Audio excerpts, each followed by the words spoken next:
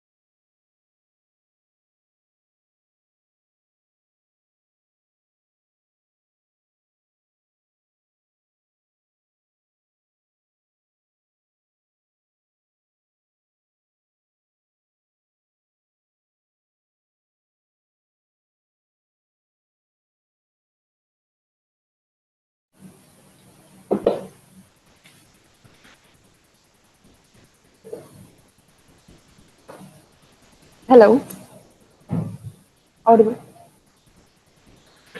Journalism can never be silent. That is its greatest virtue and its greatest fault. It must speak and speak immediately, while the echoes of wonder, the claims of triumph, and the signs of failure are still in the air. A very good morning and good afternoon to all. I am Jennifer Ronald, third year student, Department of Media Studies, Nagar College, Trivandrum. Welcome to the IMPETUS 2024 International Conference on the Evolution of Journalism, Human-Centric Creativity, and Technological Integration in Future Media Landscape, organized by the Department of Media Studies and IQAC, Nagar College, Trivandrum, India, in association with Artificial Intelligence Journalism for Research and Forecasting UAE and Focus Games UK. Let us start with a silent prayer.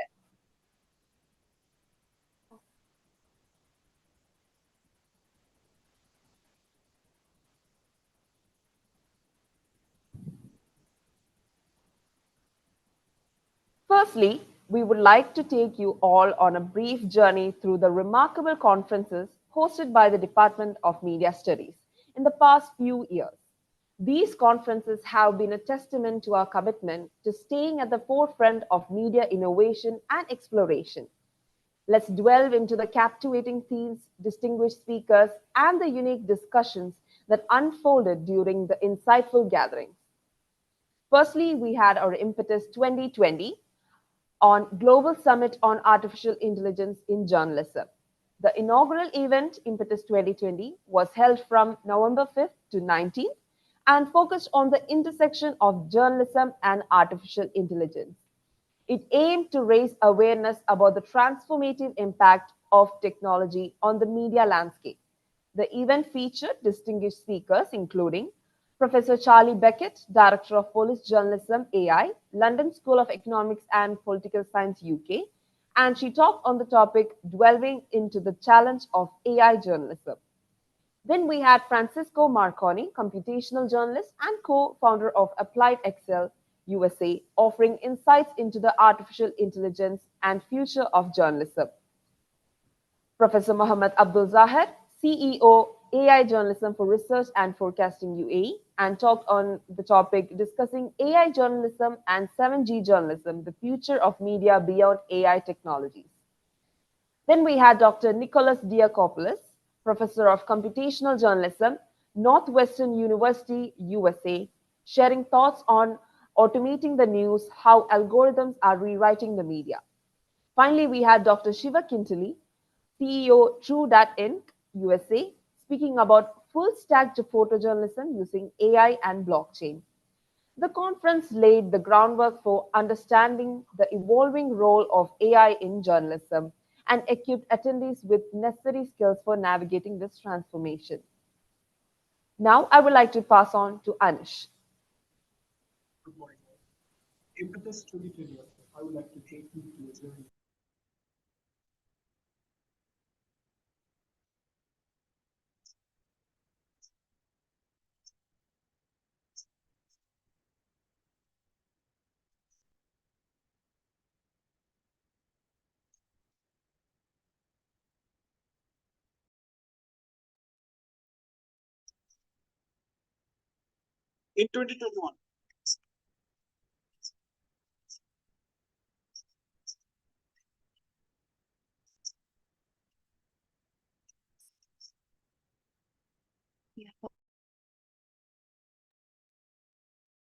In 2021, Impetus explored the multifaceted impact of social media on developing societies from November 10th to 12th. The conference brought together thought leaders such as Dr. Julie Posetti, Global Director of Research, International Center for Journalists, USA, delivering the inaugural address.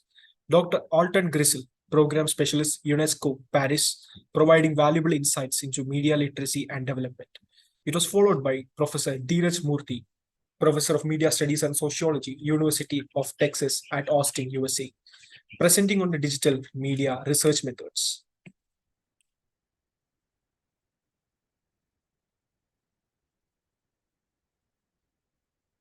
Dr. Mark A. Smith, Director, Social Media Research Foundation, USA, shared expertise on social media research, social media network analysis, and Nodex. This conference critically examined the role of social media in mass communication, exploring its potential benefits and challenges. Now I'd like to call upon Jennifer to take us through the journey of Impetus 2023. Thank you, Anish. The most recent conference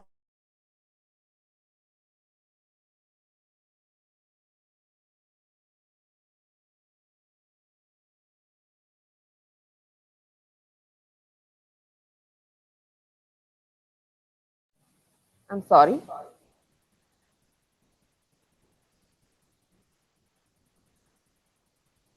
IMPETUS 2023 International Conference on Content for Public Good. The most recent conference, IMPETUS 2023, focused on reimagining the media ecosystem in the era of paywalls and generative AI, held under the guidance of notable speakers such as Professor Ashraf S., Dean Digital University of Kerala, a computer engineer and scientist offering insights into machine learning algorithms. And we had Anna Cristina Rules, Senior Program Specialist, UNESCO Paris, advocating for freedom of speech and expression and open access in the evolving media ecosystem. Dr. Muhammad Abdul Zahir, Professor of Intelligent Integrated Media Mass Communication, University of Sharjah, UAE, delivering the keynote on media of metaverse and the metaverse integrated communications. And finally, we had Melvin Bell, founder, director, Focus Games UK, discussing the effective use of digital games in the public health campaigns. These conferences have been a tremendous success, attracting participants from around the world.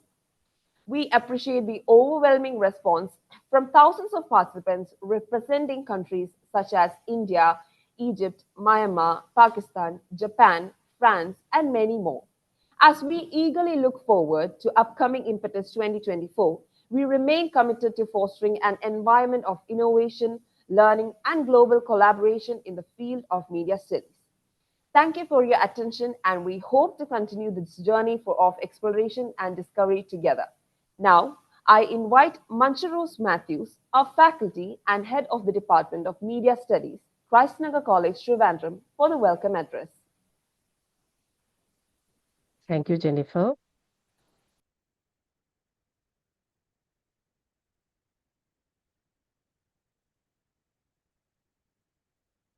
Good afternoon, everyone. I'm Manju Rose Matthews, head of the Department of Media Studies at Nagar College, Trivandrum. On behalf of our principal, Dr. Jolie Jacob, Director, Reverend Father Sirik Madathal CMI, organizing team Emil S. Abraham, Anaka A.S., Akhila S., and our dear student coordinators, Jennifer Ronald, Anish Kumar, Mitrey Venugopal, Vaishakhi Krishnan, and the Internal Quality Assurance Cell. Welcome you all to Impetus 2024. It is with great pleasure and excitement that I extend a warm welcome to each and every one of you to our much anticipated annual media conference. Today marks a momentous occasion as we gather here to celebrate innovation, creativity, and ever evolving landscape of media. For the opening session of the conference, we have two international media experts to enlighten us on this evolving landscape. Dr. Mary Jacola, Associate Professor and Co-Director of Nordicom, Nordic Center for Media Research, joins us from University of Gothenburg, Sweden. Nick Newman, ex-BBC strategist, senior journalist, and senior research associate at Reuters Institute for the Study of Journalism, Oxford University, joins us from London. On behalf of Christnagar College and the participants, we welcome you to this conference. Impetus, derived from the Latin word for drive, momentum, perfectly encapsulates the spirit of our conference. Over the years, we have witnessed an incredible surge of energy, passion, and groundbreaking ideas in the field of media. It is this driving force that has brought us together once again, uniting media professionals, academia, and visionaries alike. The conference theme, Evolution of Journalism, Human-Centric Creativity, and Technological Integration in Future Media Landscape, delves into the transformative journey of journalism, focusing on the dynamic interplay between human creativity and technological innovation. The theme underscores the pivotal role journalists play in shaping narratives while embracing the tools of tomorrow.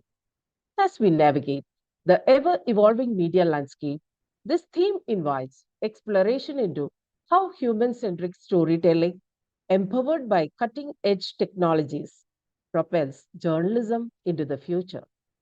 It seeks to bridge the gap between tradition and innovation, fostering a discussion on the symbiotic relationship between journalists' unique perspectives and the advanced technologies that continue to redefine the boundaries of news dissemination.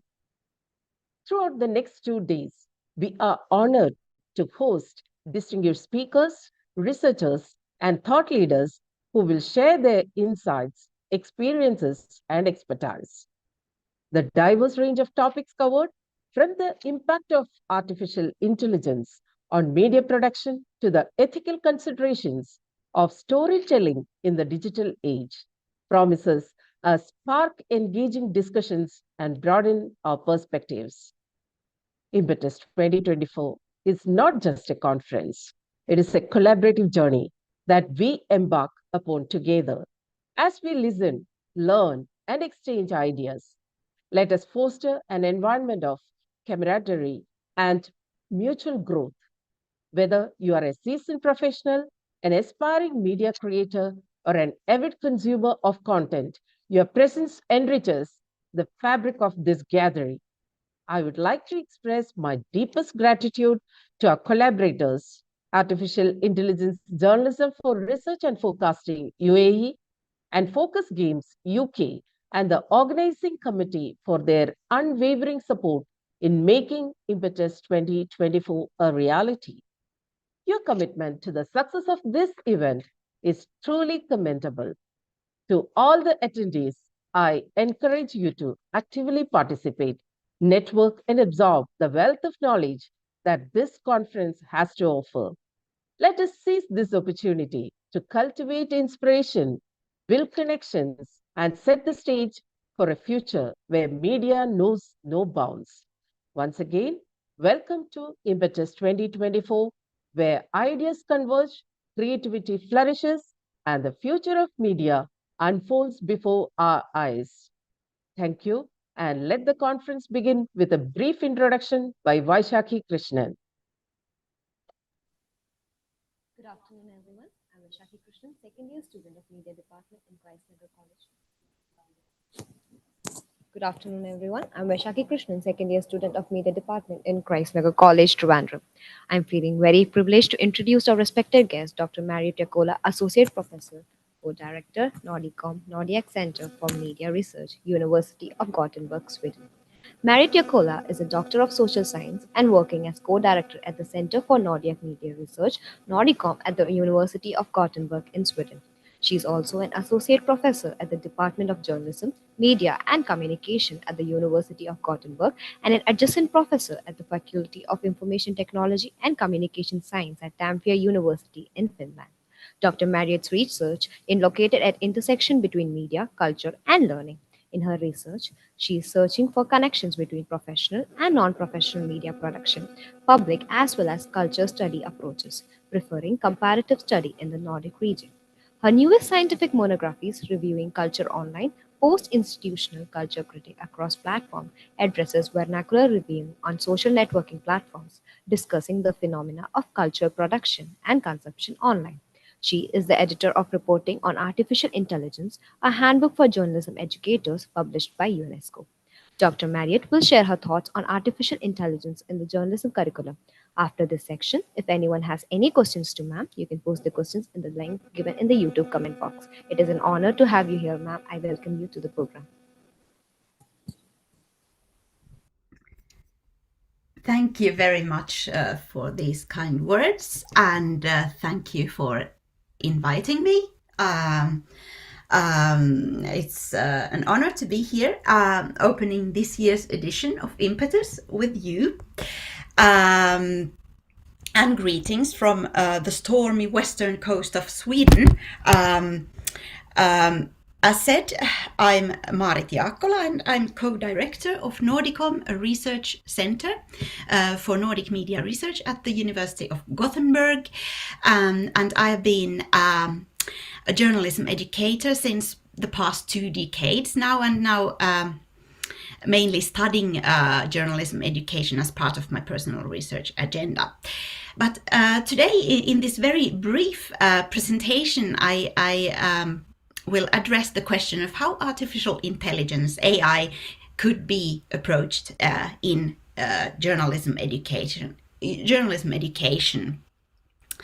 I think all study programs are facing the need of figuring out how AI affects the curricula and course content, working methods, study cultures and pedagogies, and how to incorporate the new and emerging technologies into the curriculum has always been a question. But now when we are dealing with such a big change with the technology that will transform society at large, how to do it in a proper way. There are both high hopes and fears regarding this topic, and it might not be very easy to navigate in the abundance of information because new studies are being published all the time. It's very hard to be updated, and there is also controversial information about AI and very many uncertainties about its future or about the technological development. And in addition, no established best pedagogical practices so far. And I have to say that a significant part of the discussion so far has been focused on the uses of chat GPT, but it's not all the whole picture. We need to keep in mind that AI-driven technologies is a lot more. And keeping this in mind, I will take a brief look at this topic based on this handbook published last summer by UNESCO, and I'm the editor of it, as said.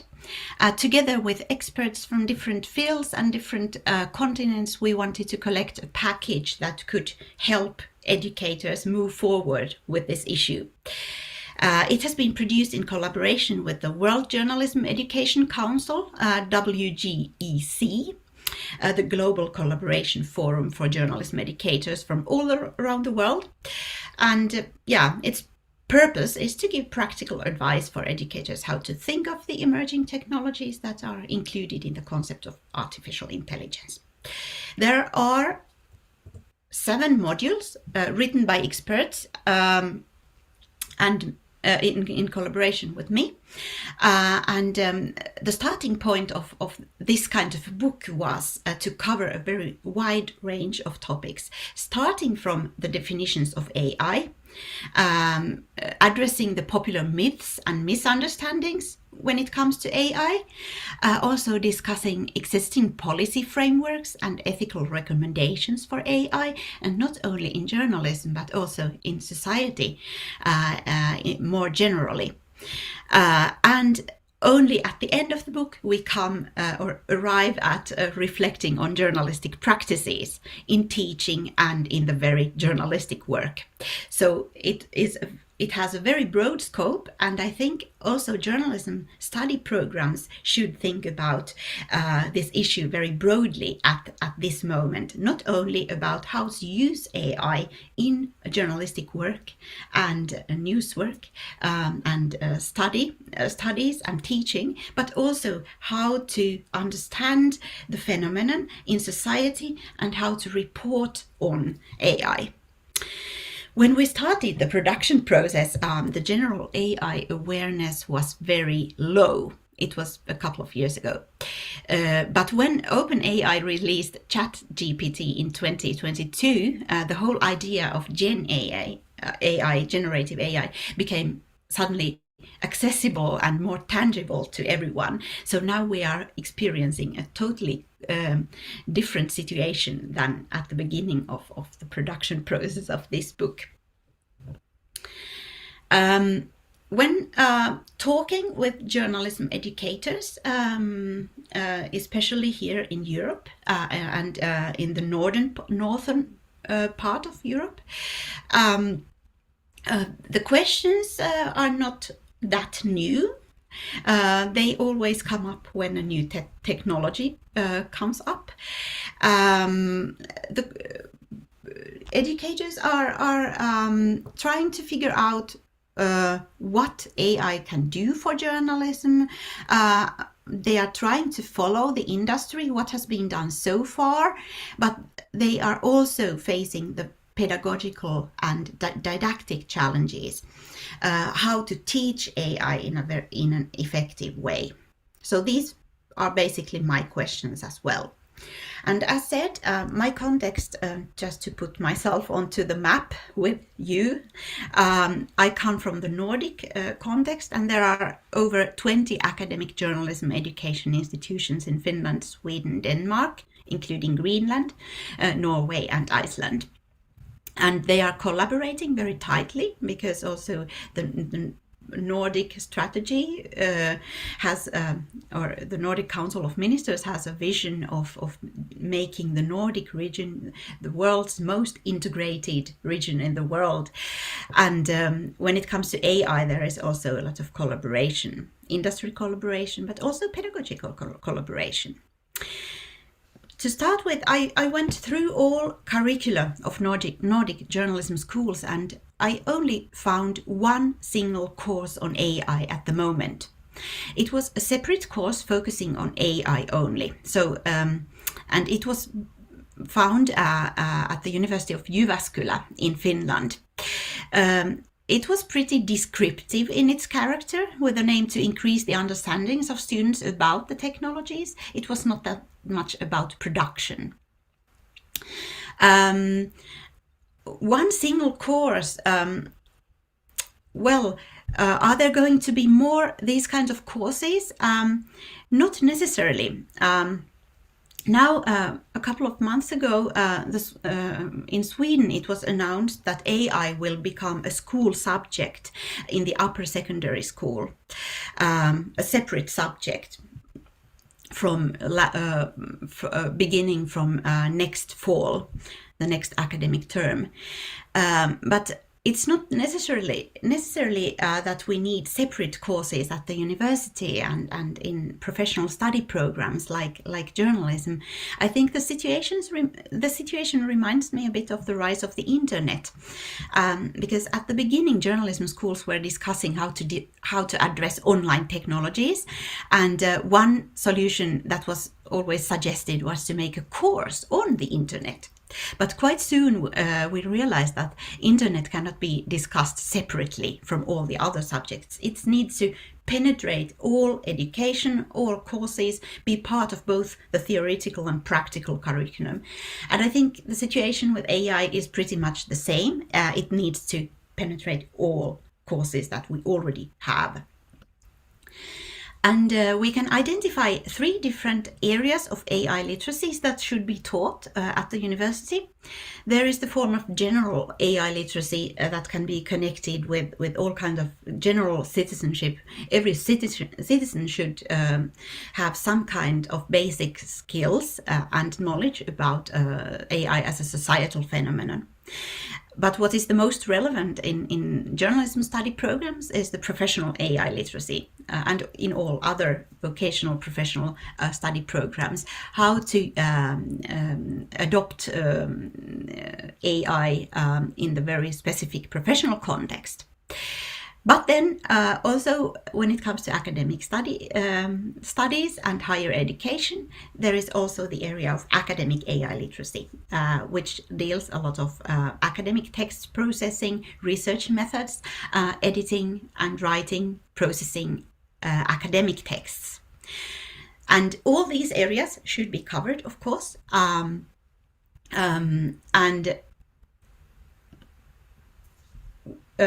How to conceptualize a competence.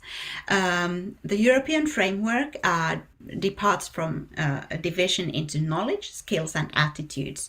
So we should try to think in these 3 different forms of AI literacies, that we should focus on knowledge, skills, and attitudes. When it comes to knowledge, what is AI? I won't dig very deep into this, but those who are less familiar with the concept needs to be informed about AI, of course. And what makes it quite difficult is the complexity, that there is no clear definition.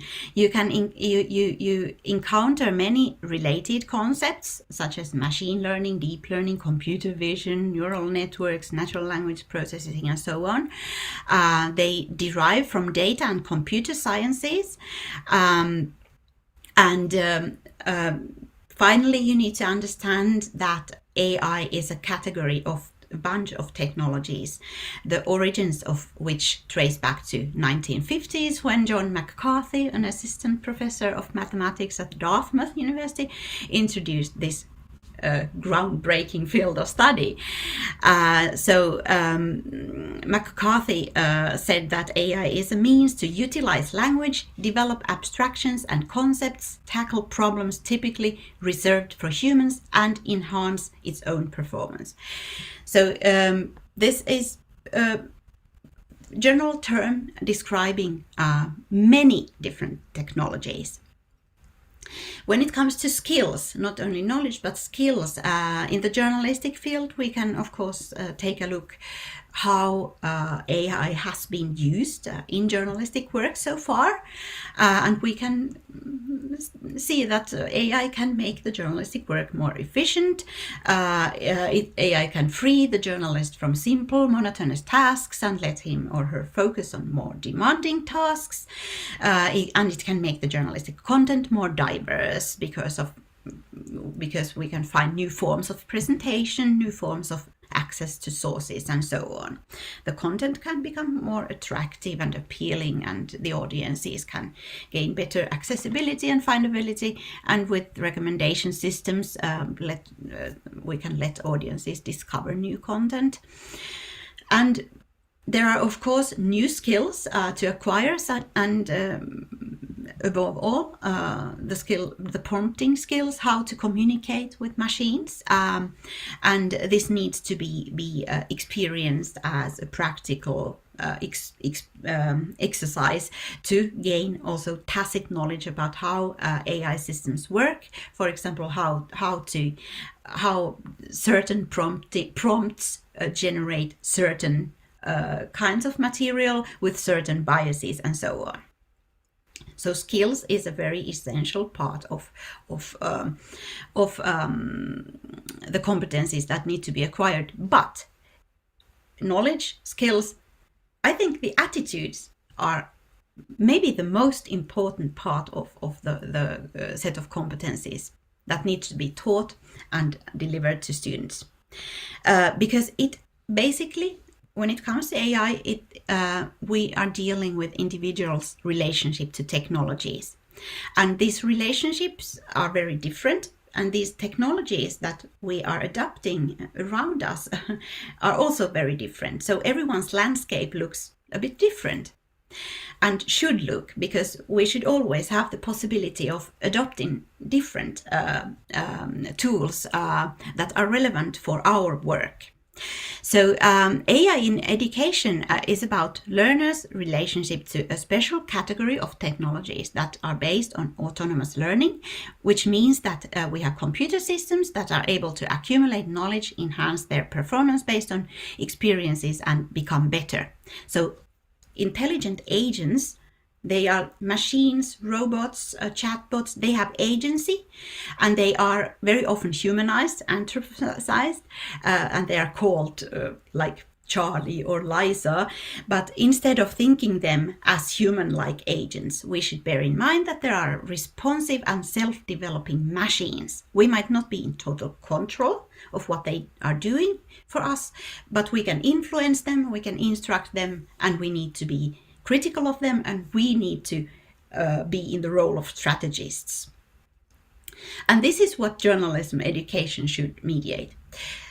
There is also there is a certain mindset within journalism education when it comes to teaching technologies and industry processes.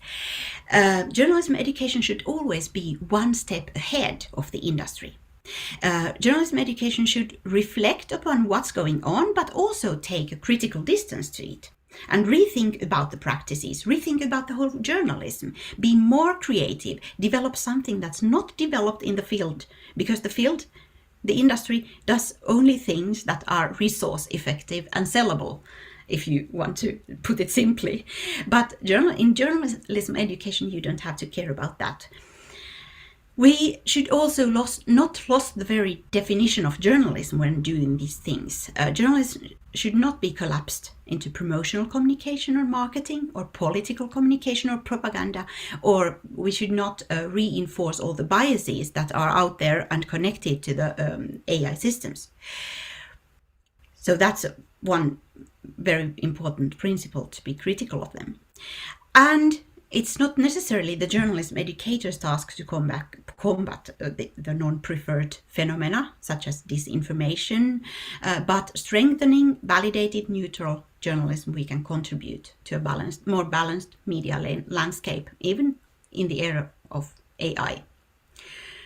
We can take examples from the industry, and right now, for example, the ethical frameworks, recommendations, how to think of journalism are quite insightful and can be taken into journalism education.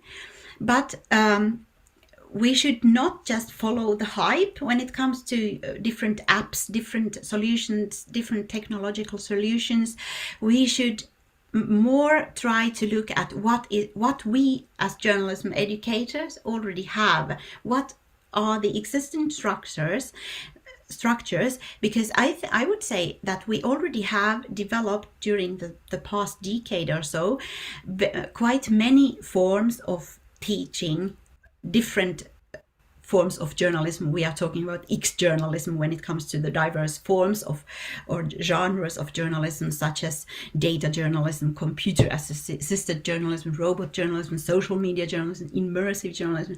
All these strains are already there, and I think AI should be included in all these categories.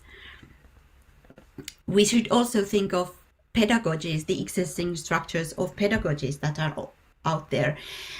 Journalism education is basically very much based on learning by doing and collaborative learning, student-centered learning.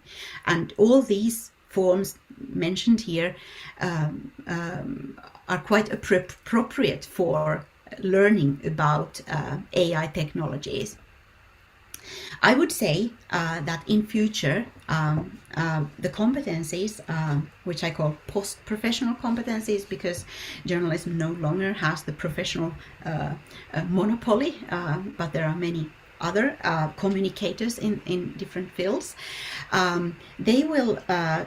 They need to be more individualized and more student-centered, more centered on the needs that we have when conducting communication and journalistic work.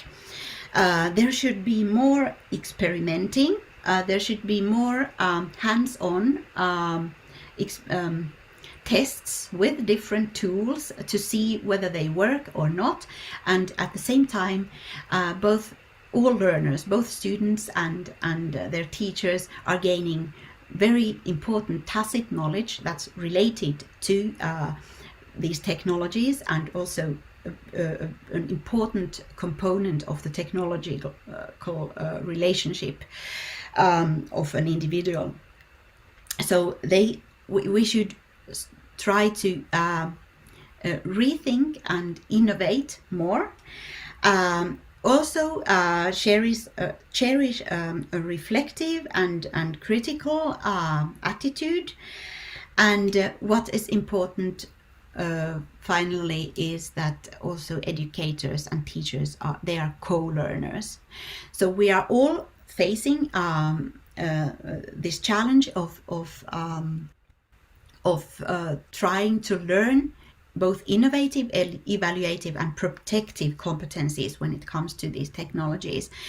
And I would say that when it comes to the Nordic journalism education institutions, they are already quite ready to adopt or to take on the challenge because of the work done during the past years.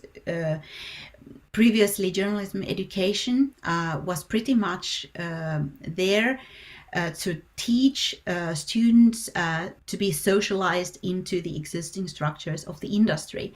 But now, because these three competence areas have been incorporated into the journalism curriculum more and more, journalism education is more ready to incorporate AI in the curriculum. But finally, this is my final slide. This needs a lot of self-study and a study in collegial networks, in peer networks. And luckily, we already have quite many online resources, for example, when it comes to different MOOCs that are out there, where you can independently study advance both the knowledge, skills, and attitudes when it comes to AI technologies. So though if the journalism curricula haven't adopted AI yet, there are plenty of possibilities for self-study, and I would like to especially mention the MOOC, the first MOOC done by Helsinki University in Finland, which is called The Elements of AI. So it gives quite a good picture of AI as a societal phenomenon. Then you can move forward to the more professional courses that are also being increasingly produced for journalism students and journalists. The AI handbook is in UNESCO's repository. It's open access, and it will soon be available in several languages. It has already been translated into Russian, but more languages will follow. So I hope you will enjoy the handbook and get back to me or any of the experts, the authors of the book, if you have any feedback or questions or best practices you would like to share. Thank you for my part. Thank you, Dr. Marit Jaakkola. It was a very informative, very highly informative session and a very knowledgeable and innovative session. Now we will be moving on to the Q&A session. For that, I would like to invite Ms. Anaka A.V., Assistant Professor, Department of Media Studies, Christ-Nagar College, to continue with the Q&A session. Hi all, I am Anaka, Assistant Professor, Department of Media Studies, Christ-Nagar College, Trivandrum. So we can begin with our Q&A session. Selected questions will be answered by our honorable speaker. We have got some questions. What is your opinion about AI and ethics? Since AI is based on the learned behavior input by humans, so is it ethical to use AI in journalism because it might give biased information? Is that clear to you, ma'am? Yes, thank you for the question. Yes, ethics. It's a very central area of discussion and development when it comes to journalism and journalism education. Here we should perhaps think this question in two separate terms when it comes to journalism and when it comes to journalism education. Of course, as said, journalism education is following the industry, the field, what they are doing, and I think newsrooms are currently developing their practices on how to use AI and how to be transparent about that. And they are, as I very briefly showed, they are also developing their AI strategies, and it's a high priority. So the ethical framework needs to be there. But I think this is also a very good area of inquiry for journalism students because it's a developing, emerging area to think of potential ways of being accountable, being transparent. What should the framework, the ethical framework be? How should it look like? Where does the line between ethical use and non-ethical use go? So that's also a very good area of study for journalism students when it comes to learning about AI. And I need to say, add that in many pedagogical or training newsrooms, educators are putting their students to create such frameworks. Also, when it comes to AI, so then they need to be aware of what's going on in the field, in the industry, but also they need to have thoughts of their own. What is ethical and what is not. Thank you, ma'am. There is another question. How organizations like UNESCO, Nordicom, or other national media organizations can promote the concept of AI integration in education and use AI ethically? Yeah, I think at this point, when the large audiences or the general audiences, societies have become more aware of the need of increasing understandings and awareness of AI and AI literacy, the role of promoters such as UNESCO, but also Nordicom and industry organizations is quite central. We already see that these promoting organizations are producing pedagogical materials, and the handbook published by UNESCO is one example of that kind of material, and I think we should have more this kind of hands-on material that is trying to interpret and put the phenomenon into practice within a specific field, and that's the major task of these organizations, to make it more understandable, more accessible, and to pave way for the practices, such as the pedagogical practice within journalism education. Okay, ma'am, there is kind of an interesting question. How do you see AI impacting the role of journalists in future? I guess this might also be a question for our next speaker, who is doing predictions.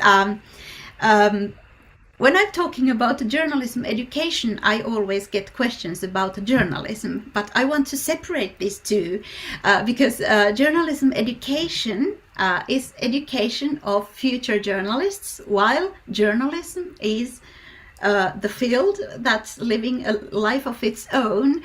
But of course, when it comes to using AI in journalism, we can see that, as I said, AI can make a lot for journalism, and it can impact the ways of storytelling and the ways how journalism is conceived of or received. It can help journalists in their audience development and audience work. Mainly so far, when we have been talking about AI in journalism, it has been about making journalism more effective to produce. But there is a whole lot more to be discovered. So if I need to summarize, I can say that AI will be transformative for journalism. And to some part, we don't even know in which ways. These ways need to be discovered both by the industry and the students.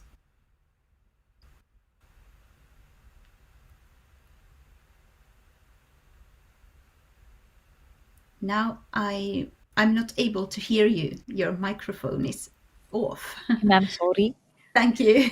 for the answer. This is our last question for this session. Can you elaborate on the measures taken to ensure the security and integrity of data while utilizing AI in investigative journalism? Now I didn't hear the whole question. Did you have it in a written form? Yeah, ma'am. Maybe you can show it. I can also repeat the question. Okay, Can you okay. elaborate on the measures taken to ensure the security and integrity of data while utilizing AI in investigative journalism? Well, now I see them. Can you elaborate on measures taken to ensure to... Well, this is a very general question, I guess. And if I'm keeping myself in my field and in the field of journalism education, again, journalism educators who are teaching investigative journalism should, of course, be aware of the measures that need to be taken, and I think they are very aware, at least when it comes to practices of teaching data journalism. So far in the Nordic countries, there has been a lot of discourse about how to ensure these things, but I think this is a question that should be discussed in terms of more specific exercise or a task. I don't think I will be able to elaborate it at such a general level, but yeah, it is a topical issue. Thank you, ma'am. Thank you for your valuable insights. Thank you for your time. Next, I would like to invite Mitri Venugopal of third year Department of Media Studies student to introduce our next guest for our next session.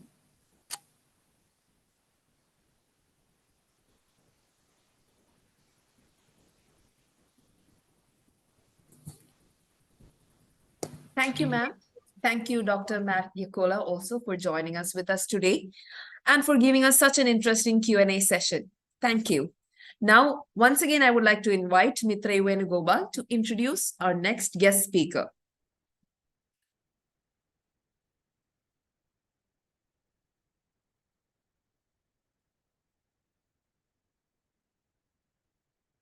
Good afternoon, everyone. I'm Trivandrum, final year student of the Department of Media Studies of Nagar College, Trivandrum.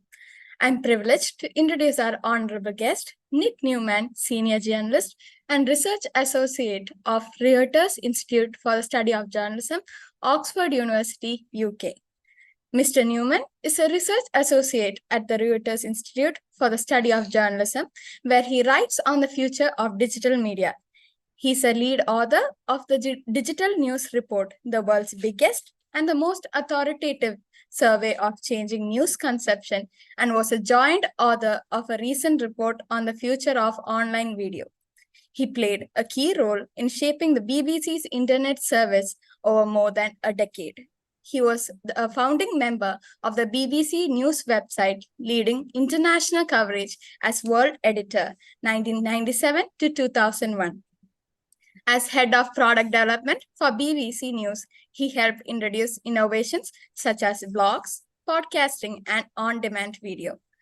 Most recently, he led digital teams developing websites, mobile, and interactive TV applications for news, sport, weather, and local. He has played an important part in the development of social media strategies and guidelines for the wider BBC. He's a visiting fellow at the Reuters Institute for the Study of Journalism. He also works as a consultant, helping media companies with product strategy, data metrics, and digital transformation. Journalism, Media, and Technology Trends and Predictions Report 2024 is authored by Mr. Nick Newman. The report is based on a wide-ranging survey of 340 news leaders in 56 countries and explores the latest developments in journalism and the priorities for the year. Mr. Newman will share his thoughts on journalism, media, and technology trends and predictions for the year 2024. After the session, if anyone has any questions to be asked to sir, you can post the questions in the Mentor-Mentee link given in the YouTube comment box. It is our honor to have you here, sir. I welcome you to the program. Thank you very much. Thank you very much. It's really good to be with you today. Just briefly, a little bit more about the Reuters Institute for the Study of Journalism. So we are part of Oxford University, even though we have the name Reuters, which is obviously a journalism company. And our mission is to bridge, or to try to bridge, academia and the practice of journalism, and also to do that in a global context. So not just to look at Europe, but to really see how journalism is developing in different countries. And personally, I'm involved in a couple of reports that you heard, the Digital News Report, which is based on looking at how audiences are consuming news and attitudes to things like artificial intelligence. We're starting to research that as well on the audience side. But this report is very much looking at, I do it at the beginning of every year, and it's looking at what the industry is doing, how the industry is thinking. And obviously, artificial intelligence is a really key issue this year. And I will talk about that, but I'll talk about it in the wider context of the challenges facing journalism more widely. So as you heard, this report is based on an industry survey, around 300 participants, 56 countries, including India. And you can see that they're very senior people, so editors-in-chief, CEOs, digital directors, these kind of people. So as we go into 2024, I mean, the overall picture is that people running media companies are not that confident about what's going to happen. All of the uncertainties that we've heard about, less than half say that they're confident, and a significant proportion are distinctly unconfident. And it's really related to the business side primarily, about the unstable revenues, particularly from advertising, declines in print, and in the last year we've seen really precipitous declines in web traffic from social media as well. This is a pretty much a global phenomenon. And in addition to that, obviously, artificial intelligence. So, all of the disruptions we've seen from digital, from the internet to traditional business models. And then on top of that, we've got this whole generative AI phenomenon, which, as Marit was saying, is uncertain. We don't know about the timescales, but we do know it's going to be deeply transformative. So one of the more immediate concerns is just what's happening to the web traffic of major media companies in the last year. And this is some data that we sourced for this year's report, which looked at what's happened in 2023. And you can see that if you aggregate across more than 2,000 websites across the world, so this is a global study, you can see on average, there is about half as much traffic to news websites from Facebook than there was, say, a year ago. Other networks like Twitter, or now X, as we must call it, has also declined very significantly over the last year. So that's particularly worrying for media companies that have relied on advertising models, as most of the Indian media have done. There's less traffic coming in to monetize through advertising, for example. So 63% of our survey said they were worried or extremely worried about this development. So I think one of the things we're going to see, and artificial intelligence and the disruption there is also part of this, is media companies really trying to invest more in building direct relationships. So not so much about reach, more about loyalty, investing in apps, in other ways to newsletters, other ways that people are really directly relating without the need to go through big platforms that may be unreliable. Some obviously are just cutting costs because the sums don't add up anymore. Others are looking at alternative platforms to Facebook. So is it possible to get referrals from other platforms? And obviously some media companies are trying to do both. So I think the future direction is media companies need to build more direct relationships, but they also need to actively cultivate and work with alternative platforms that they haven't thought about yet as Facebook pulls back from news. So we asked publishers where they're going to be putting effort this year in terms of platforms. So where are these alternative platforms, if you like? And what we see is publishers really investing more in tools like WhatsApp as a distribution mechanism for news. I'll talk about that in a minute, but also in video networks. So I know TikTok is banned in India, but in other parts of the world, TikTok is really exploding in terms of younger people's interest in video. So there's a lot more editorial effort going into creating content for these short form video networks, for example. And then on the other side, you can see, search remains critical for traffic. But you look at Facebook and Twitter, publishers essentially say they're going to put less effort into those two platforms because they're not really performing as well.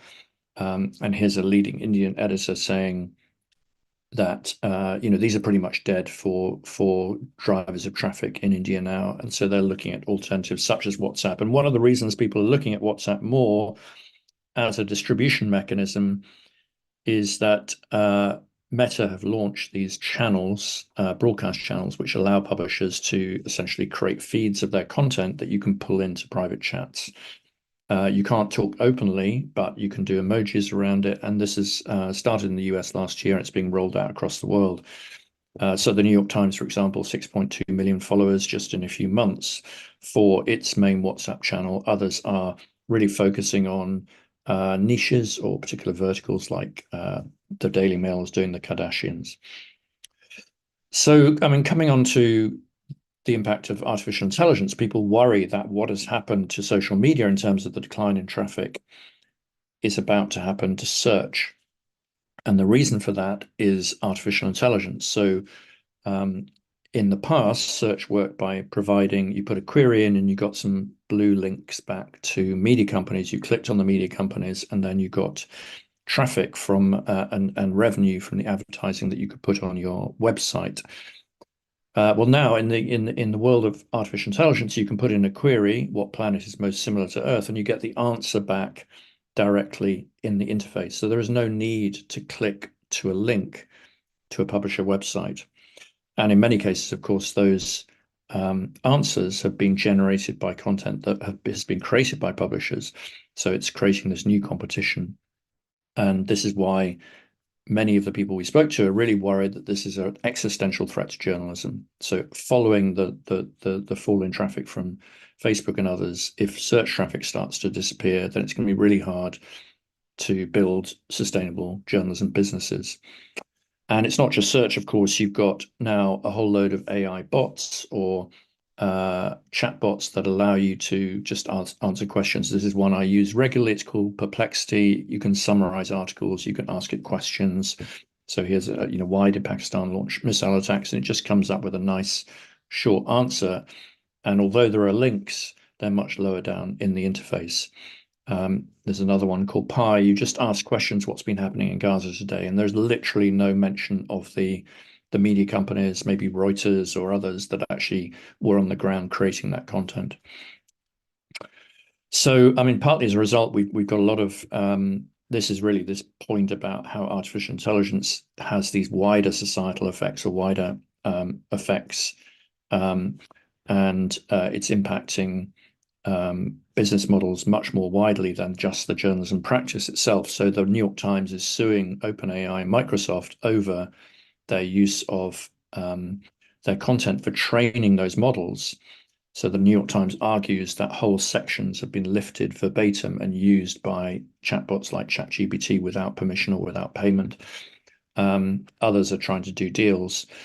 And we also found that publishers have stopped the tech companies actually crawling their content as well. So this is some forthcoming research we're doing, which shows that in the US, 80% of the top media companies now have stopped cooperating with the AI platforms and giving them their content. So one of the big challenges this year is to what extent are AI platforms going to pay media companies for the use of their content? And if they do, what we find in our survey is very few publishers think that's going to help very much. So 48% think that there'll be very little money for any particular news company. So the amounts of money won't be significant. And about a third think that if there is money, it won't go to small media companies. It will just go to a handful of small companies. And this really matters because what we've seen in the last decade or so is really significant declines in the profitability of many media companies, mainly because print, which was a really profitable business model, is disappearing, and digital doesn't drive as much money, and a lot of the advertising revenue has gone to those big platforms. So one of the big trends that we see is the growth of paid models. So instead of using advertising, more media companies are asking their readers to pay directly for that content. So this rise in subscription, and that slowed down a bit recently, but broadly that's the kind of trend.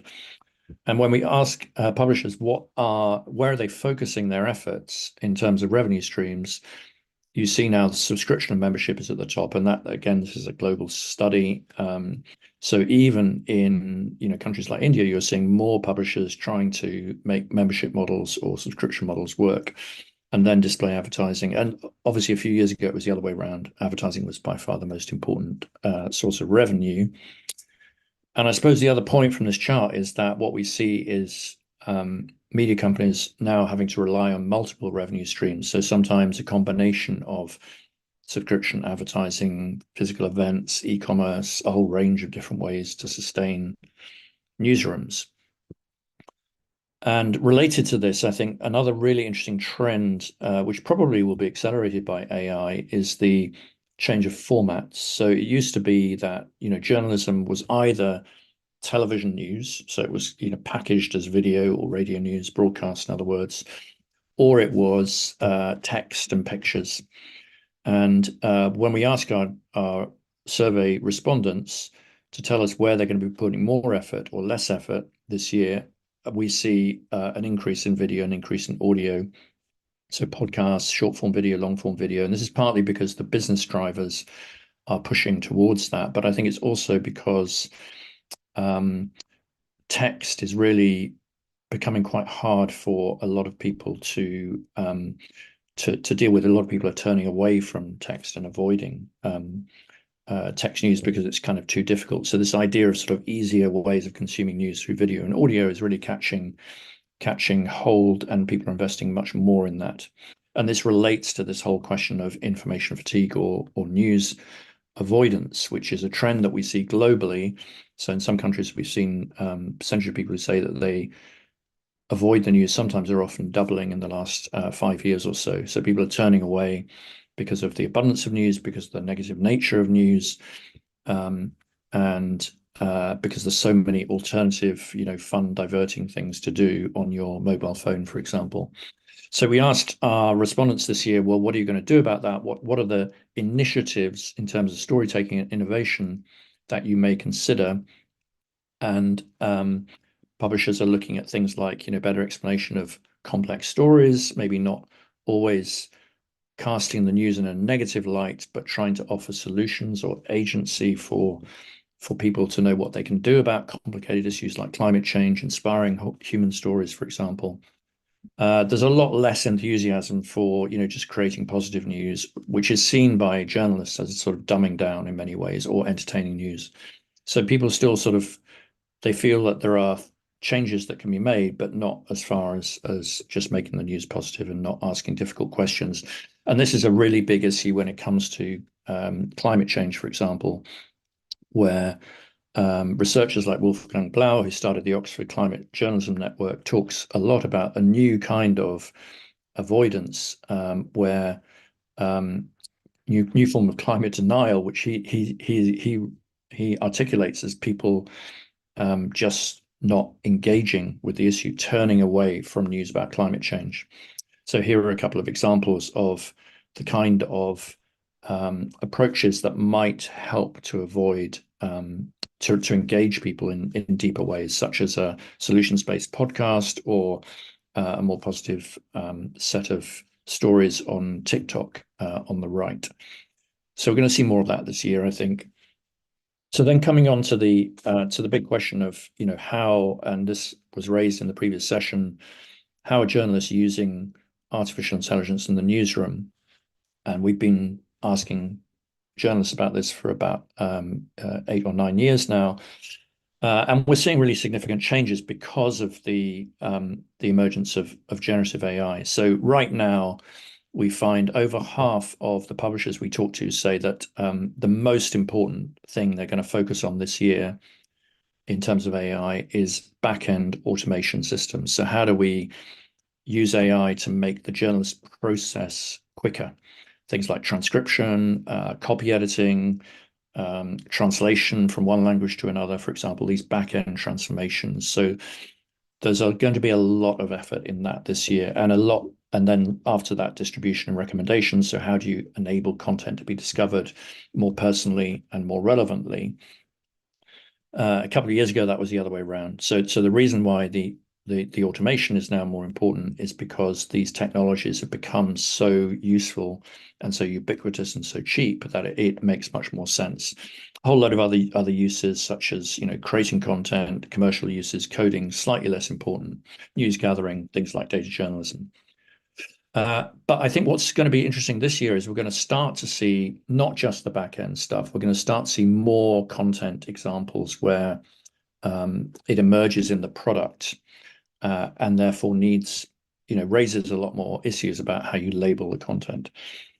So here's an example from Marit's country, from Sweden, a company called Aftonbladet, which now has started to create little summaries at the top by AI. These are checked by a human, but essentially little blocks of text which make it really easy to get into a story, and they've found that increases the engagement more widely. And we're seeing in Nordic countries in particular, this is going to become pretty standard, I think, on most for most news organizations. So helping to write the story in a way. Then pictures, of course. Here's a German newspaper using the same tools to generate pictures. So instead of employing a graphic artist to do this, they're essentially using the AI with a little style on top of it to illustrate menus, for example. Some companies are going even further. So there's a company in Germany, a news organization in Germany, which is now has an AI robot called Clara Indenach, who writes now 5% of all the stories in that paper are written by artificial intelligence, checked by a human, but written by artificial intelligence. And now we're having 24-hour television stations purely generated by AI. So the presenters are avatars, they're not real. And the content is taken from these models in real time, and then pictures or video is imposed on top of it. So some of this is really not worth watching at the moment, but it gives you a sense of where things are going. And there's another channel which is going to launch in the US called Channel 1 later this year, which is going to be a bit more of a mix of AI, but completely presented by AI. And the advantage of that is you can essentially create content in any language. So you can create it once and the avatars will just speak a different language. So in a country like India, where you have so many languages, you can create it once and you can create a personalized news bulletin in whatever language you like. So this is really interesting. We're going to see a lot more focus on content creation. Having said that, the people recognize, or the publishers we talk to recognize, that there are huge reputational risks because AI can make mistakes, so-called hallucinations, or it's biased, that this could really damage trust if media companies go too far in using it for content creation. So although we're seeing some examples of it, there's also enormous risks to whole questions around trust, for example, when you're talking about content creation or news gathering issues where journalistic integrity is really at stake. Much less concern about using it for coding or for commercial uses or for some of those back-end reasons. And this is really a quote from digital director of the Times of London, just reinforcing that point that the most compelling use case is for the automation and the back end, and they really don't. They want all the stories to be done by journalists, not by the AI. So we're going to see a range of different opinions there. And then finally, the implications for trust. Partly it depends on what journalists do, but it's also, we should remember that all these tools are now in the hands of anybody. So ordinary people are going to be able to create synthetic content. Foreign governments are going to be able to create synthetic content, and people are really worried about what that means for elections. So when we talk to our publisher respondents, 70% think that generative AI will, on balance, lower levels of trust in the news. And we need to remember that this is a year when we have elections in critical elections in more than 40 democracies around the world, and AI is going to play a major part in it. It already has. So on the left there you see an example of how AI was used in the Argentinian elections by both sides, actually, to create, not always to mislead, sometimes just to illustrate things in different ways. But in some cases to mislead. So Ron DeSantis, who actually withdrew from the campaign today in the US, in one of his campaign videos, he mixed real pictures of Donald Trump and Anthony Fauci and ones that were basically AI generated to make a political point, to use as political propaganda, essentially. And there's no defense in the electoral laws yet to protect against this. So I think one of the really interesting questions this year is the extent to which this is going to overall reduce trust in the media, shake trust in the media, as this senior executive from a German publisher says, or will it mean that news becomes so unreliable that people come back to trusted brands? I think that may be wishful thinking, but that's something that some people hope. So key questions just to finish. I think there, particularly when we think about AI, there's a big question about whether it's going to further disrupt the business models and therefore undermine the ability of journalism to hold rich and powerful people to account. Will they get lots of money from these platforms? And if they do, will it just go to the big media companies? And then how do we embrace all those possibilities to make journalism more efficient and more relevant, but also manage the risks around trust? And in particular, with trust in the elections, is this an opportunity to show that journalism is different from the massive media and massive information that's out there on the internet? More widely, you've got these problems about falling referral traffic and how you can then find new audiences in this much more difficult environment. And then what about the formats? We think about journalism being a certain way, but should we digitally be creating more video and more audio so we can relate more easily to audiences and re-engage them in information when they're increasingly turning away? So some key questions, and interested to hear your thoughts and questions. Thank you very much. All of the data, by the way, is available for free on the Reuters Institute website, so it's all freely available to download. Thank you very much.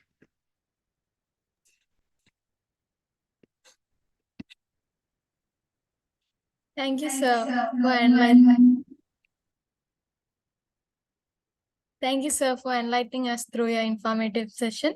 Now, I would like to invite Anaka Anupama, Assistant Professor, Department of Media Studies, Christ College, for the Q&A session. Hello, sir. I welcome you to our Q&A session. We have some questions popped in. So the first question is, with the rise of deep fake technology, what measures can journalists take to ensure the reliability of the information they report? Is that clear to you, sir?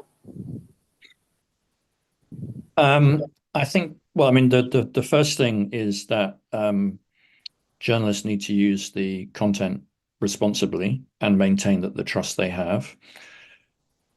I think the second thing is journalists are increasingly, trying to deploy artificial intelligence themselves to counter the deep fakes, if you see what I mean.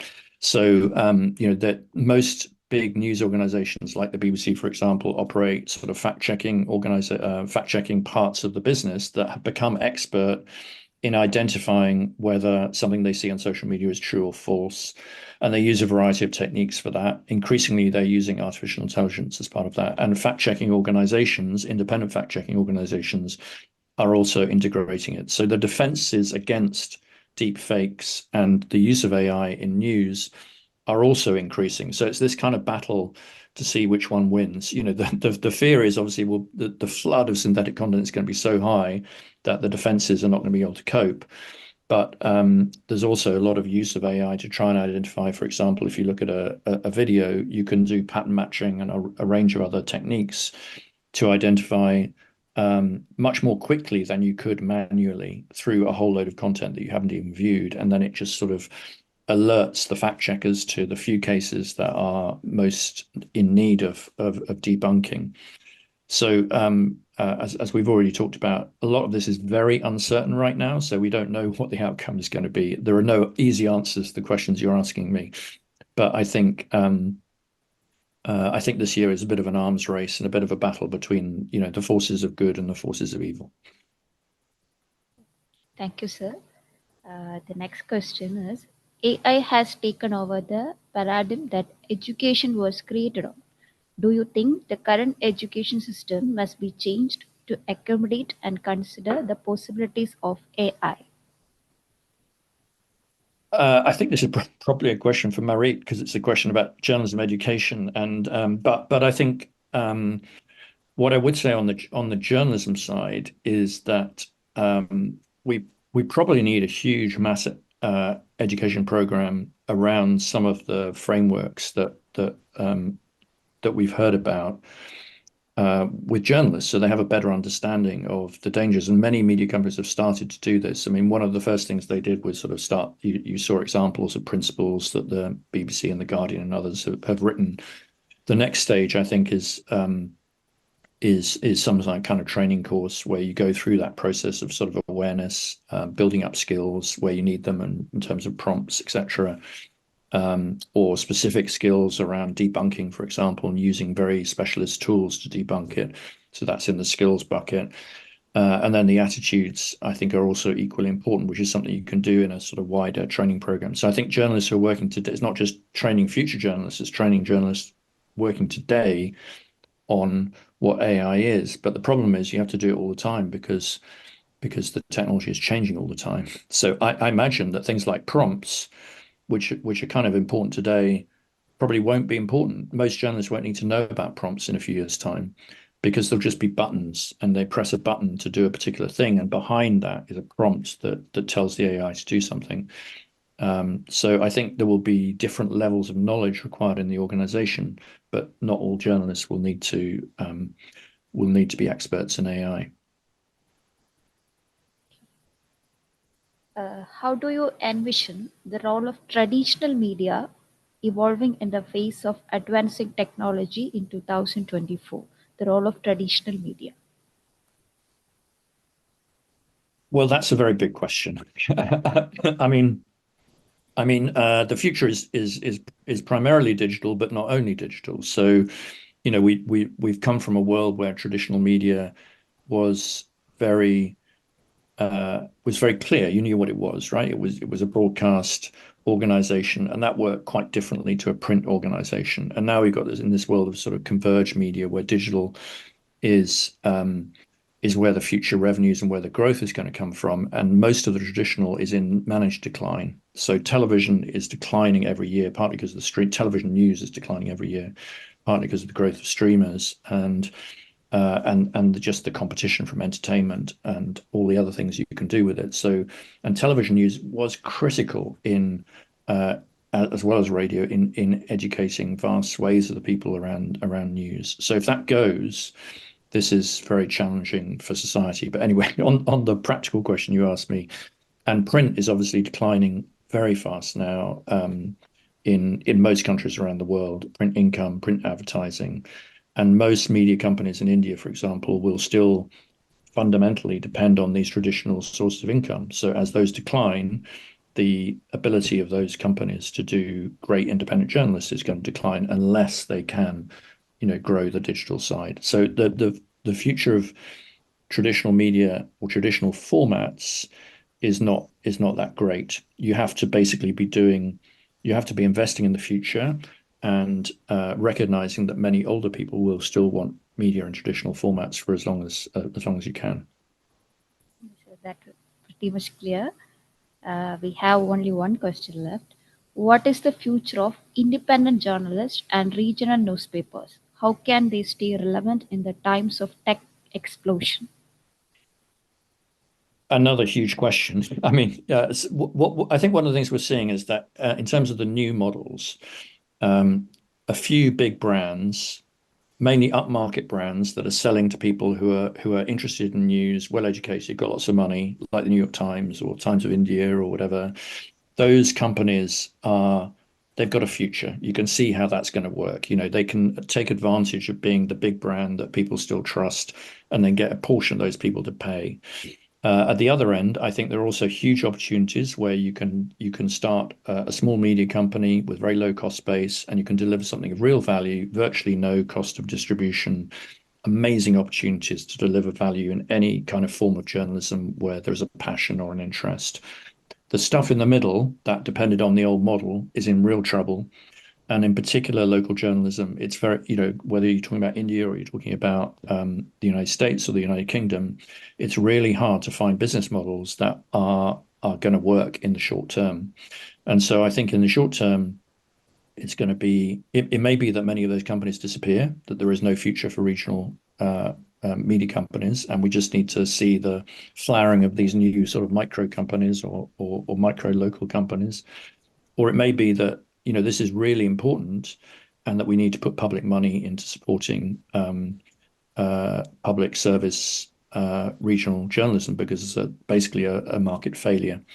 And these are some of the discussions that are going on in academia and industry right now.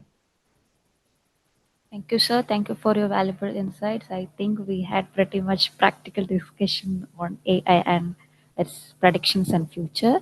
Thank you, sir. Now I would like to hand over to Mitri Venugobar for further procedures. Thank you, Anaga ma'am and Mr. Newman, for the effective Q&A session. Now I would like to invite Anush to conclude the session. Thank you.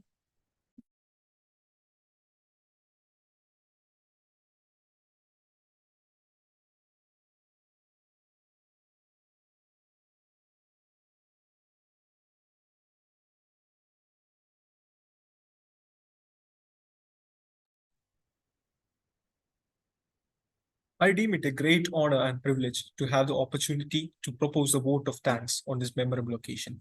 On behalf of our college and management, I would like to extend my sincere gratitude to our distinguished panelists, Dr. Mari Jakola, Assistant Professor and Co-Director, Nordicom, Sweden, who, despite her busy schedule, has found time to grace this occasion. Mr. Nick Newman, Senior Journalist, ex-BBC Strategist and Research Associate at Reuters Institute of Study of Journalism, Oxford University. We are grateful to have you.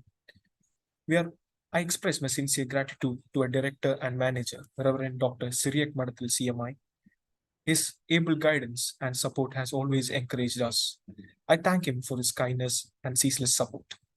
I thank our dear principal, Dr. Jolie Jacob, for her support and commitment.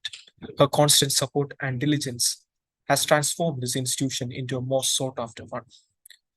My heartfelt thanks to our bursar, Father Matthew Putamburikil CMI, for his valuable contribution, guidance, and encouragement.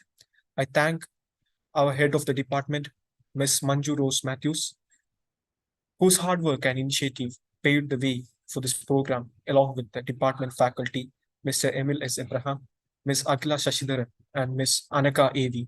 for their continued support. Last but not the least, I owe a special gratitude to all faculty members and students of Christ Nagar College, and all the invitees from various countries as well, and all those who have attended this session. Thank you.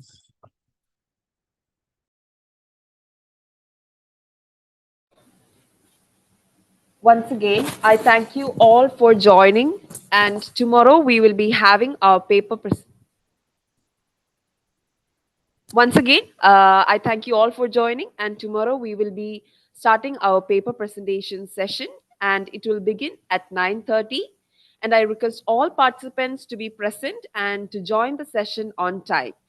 Also, the feedback can be given in the link given in the YouTube comment box below. And that's all for today. Signing off, Jennifer Ronald, Christ Nagar College, Trivandrum.